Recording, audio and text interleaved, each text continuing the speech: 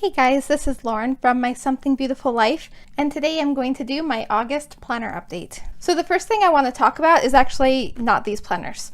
So during the last update video, I told you I was going to test out 4 different weekly planners, and I did do that. I have another video. I don't know if it's up already or if it'll come up after this one. But when it's live, I will just link it up here in the cards so you can go check that out, and it will be linked down in the description box also. So I'm not going to go into the details of that right now, but I did just want to let you know that at least for the moment, I have decided not to use a weekly planner at all. Basically, as I was doing it, I kind of just felt like I was forcing it, and I really didn't need a weekly at that particular moment. And that's pretty much the same as how I feel now. And so for the time being, I'm going to just try to use my daily duo planner, and I have a couple others that we're going to talk about. But just know that that video about the 4 weekly planners, that is either coming soon or is already up. So anyway, just to get that out of the way, there will be no weekly planner in this video because I'm currently not using one. 2 of the planners that I am still currently using are my content planner, which is this one. I just switched the cover, but this is my content planner. And then also my budget planner is exactly the same as it's been all year. I'm not going to go into any detail about that, but just wanted to let you know that those ones are the same. And then here I have my Petite Folio, or on-the-go folio. I always want to call it a Petite Folio.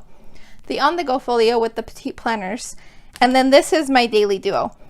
And so I have made some changes to it. I've set up a few things in here that are just to help me use it better. Since I'm not using a weekly planner, I wanted to do some things that would allow me to have more space in my daily so I could keep track of everything without using the weekly. And I also filmed a video about this planner specifically, just showing you everything that's in it and how I plan to use it all. That video will be coming up after this one, so be sure to keep watching for that one. That one should be coming out soon. But I am really loving using the daily duo. I love using the 7x9. It gives me so much more space throughout the day. And I really love that at the end of the week, there is a blank notes page, because this just gives me more room to put in all of those extra things that I don't have the space for now that I'm not using a weekly planner. Part of the downside to not using a weekly planner is that this one doesn't have notes pages in the back. It just has the stickers, and that's pretty much the end of it. So notes pages like this are actually really helpful for me to have somewhere where I can put in those extra notes that I just need more space for. So this is my daily planner, and I'm still loving that one. I am also still using my garden planner too. Because that's kind of a different planner, I don't always feel the need to show it, but just know I am still using that one also. But what I really want to talk about is the on-the-go folio. If you've been watching me for very long, you know that I really love the on-the-go folio and the Petite planners. I love, for one, how customizable it is, that I can just add in different notebooks and change them out as I need. But I also love that it gives me more space for specific things that I wouldn't normally have room for in a normal daily or even a weekly planner. And we'll talk about that more in a minute. But what I want to go over is just show you the ones that I do have in here. So first of all, again, you've probably seen this before. This is the folio organizer. I will link this in the description below. It's been kind of hard to find on their website lately, but at least as of a few weeks ago, it was still listed on the site. And so I will put a link in the description for that if you're interested in getting one of these.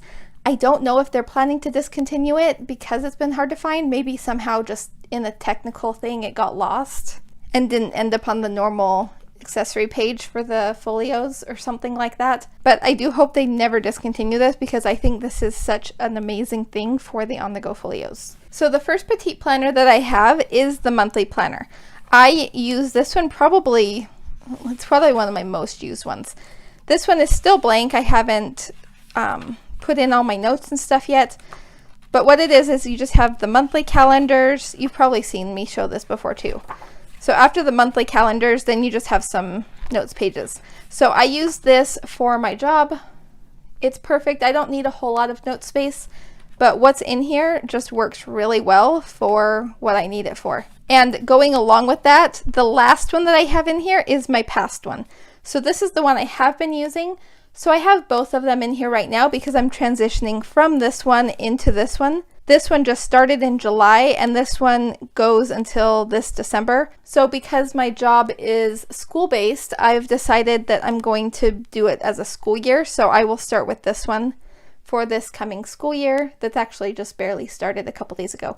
But I just need to switch all my information over from this one into the new one. So as of right now, until I get it all set up and ready to go, I have both of them in here just so I can transition between the two. The next one I have in here is the meal planner, which again, you've probably heard me talk about this. I love the meal planner from Erin Condren. All of the petite planners that are in this folio are my absolute favorite ones. The meal planner, the wellness planner, and then the monthly planners. I also really, really love their just regular notebooks. And once I'm done transitioning this over, I will probably just put a regular notebook in the back where this one is right now, just because I love their notebooks too. So this is what the inside of the meal planner looks like.